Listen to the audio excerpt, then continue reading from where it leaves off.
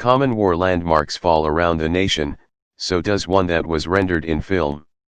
Gone with the Wind is one of the most well-known movies ever, however its peppy delineation of servitude, supremacist generalizations, and other obsolete parts of its story has made it too poisonous to even think about standing alone.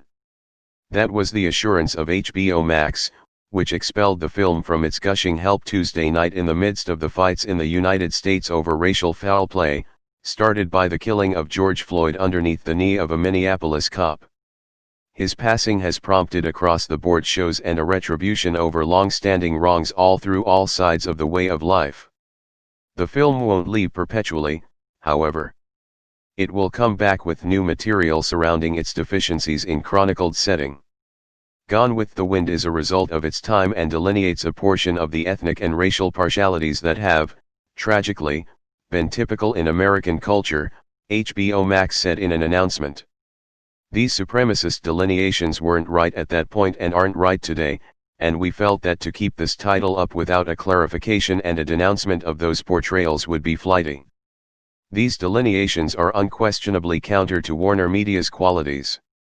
None of the film's primary cast is as yet alive, aside from Olivia de Havilland, who is 103 and has pulled back from open life as of late. In view of Margaret Mitchell's 1936 novel about existence on an Atlanta estate previously, during and after the Civil War, Gone with the Wind remains the most elevated earning film in history when film industry is balanced for expansion. In the present dollars, it would have earned an aggregate of $3.7 billion in ticket deals, putting it in front of 2009's Avatar's $3.2 billion.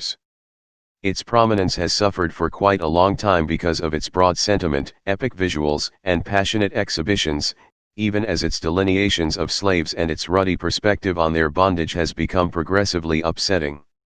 The choice to expel the film from HBO Max came following 12 years. A slave screenwriter John Ridley, who won the Best Adjusted Screenplay Oscar for his work on The Best Picture Champ, wrote a section in the Los Angeles Times saying it ought not keep on being appeared.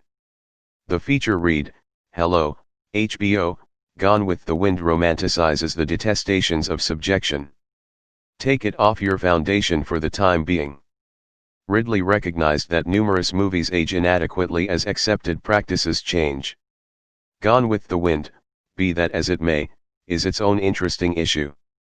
It doesn't simply miss the mark with respect to portrayal. It is a film that praises the prior to the war South. It is a film that, when it isn't overlooking the detestations of bondage, stops just to sustain the absolute most agonizing generalizations of non-white individuals, he composed. He proceeded to state that the 81-year-old film does genuine mischief today by romanticizing the Confederacy and legitimizing the idea that withdrawal from the Union so as to ensure slave proprietorship was a respectable purpose. It keeps on offering spread to the individuals who dishonestly guarantee that sticking to the iconography of the ranch time involves legacy, not detest. Ridley didn't require the film to be expelled perpetually, as Disney has finished with the also upsetting Song of the South. Leave me alone. Genuine clear, I don't have confidence in restriction. I don't figure Gone with the Wind ought to be consigned to a vault in Burbank. I would simply solicit, after a deferential measure of time has passed, that the film be reacquainted with the HBO Max stage, Ridley stated, saying it ought to be matched with films that portray the slave period all the more precisely, or be put in setting that recognizing the harming parts of the film. That is actually what Warner Media said it would do.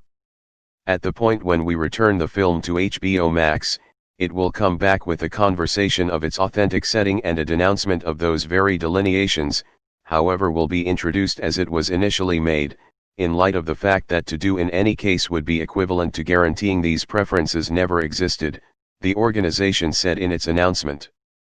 In the event that we are to make an all the more simply, impartial and comprehensive future, we should initially recognize and comprehend our history. Incidentally, the film was liable for what included as progress in Hollywood at that point, with Hattie McDaniel, who played the slave Mammy, winning the Academy Award for Best Supporting Entertainer, the principal Oscar ever to go to an African American.